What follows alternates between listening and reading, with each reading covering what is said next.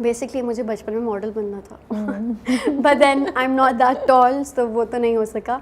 तो miss feet इस तरह से हुआ था कि I was doing my A-levels and my best, I think I've told this before somewhere, खैर, so my best friend and I decided to go and audition for it because we were really scared कि हमारा result आने वाला है और हम तो fail होने वाले हैं, so we wanted a plan B. So this was our plan B.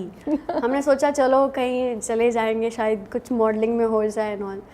So we went, मैं सेलेक्ट हो गई और जब मैं सेलेक्ट हुई था मैंने तो घर पे क्या सीन है बताया ही नहीं है। My mother knew that I was going but my father didn't, but खैर मैंने पूरी ज़िद किया, like I want to go and it's just like a competition.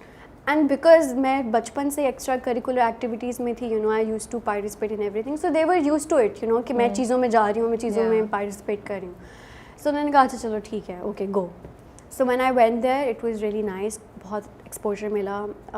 Celebrities used to come each week and we got to talk to them and बहुत अच्छा, वो हमें काफ़ी गाइड करते थे चीज़ों के बारे में, इंडस्ट्री के बारे में। They used to tell us कि इंडस्ट्री इस तरह से है, इस तरह से है। सो काफ़ी एक्सपोजर था। But then when I was eliminated, उसके बाद वापस जाने की फिर मुझे परमिशन नहीं मिली, और बिकॉज मेरे एग्ज़ाम्स का भी मसला था तो वो फिर आई डिडंट गो बैक।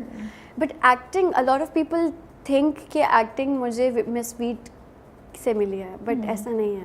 अच्छा, जब मिस वीट करी थी उस वक्त बिल्कुल जहन में नहीं आया कि अब मैं एक्टिंग को फॉलो करूं या कुछ करूं? बस वही प्रोजेक्ट था जिसको आपने किया कि मैं एग्जाम्स नहीं, it was not even a project, it was just like a competition, जैसे आप डिबेटिंग कॉम्पिटिशन्स के लिए जाते हैं। So it was just like that for me. Okay, format different था ऑब्वियसली, वो मॉडलिंग और मीडिया से रिलेटेड था, but I took it just as that, nothing else. उस प्रोजेक्ट में जब क्रिटिसाइज कर रहे होते थे जज, क्या फील होता था घर जाके शाम में अंदर कहीं बैठ के रोना वोना आता था? मतलब यू वर सो यंग, अभी भी आप यंग हैं, उस वक्त तो ये 3 साल पहले की बात है, और भी यंग होंगी, और इतना सुनना बातें और आपकी चॉइसेस को how did you take it?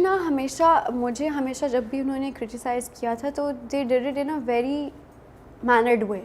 Mannered तो डेफिनेटली था, लेकिन फिर काफ़ी और लड़कियों को थोड़ा सा वो ओवरबोर्ड चले भी जाते थे। लेकिन मुझे पर्सनली, मेरा जो एक्सपीरियंस था कि मुझे हमेशा मैनर्ड वे में उन्होंने क्रिटिसाइज़ किया, and I always took it like कि वो सीनियर्स हैं, वो बड़े हैं, I took them as my teachers, as if I'm in a school and they're my teachers and they're just scolding me or guiding me कि this is not right, this is you should have done this way.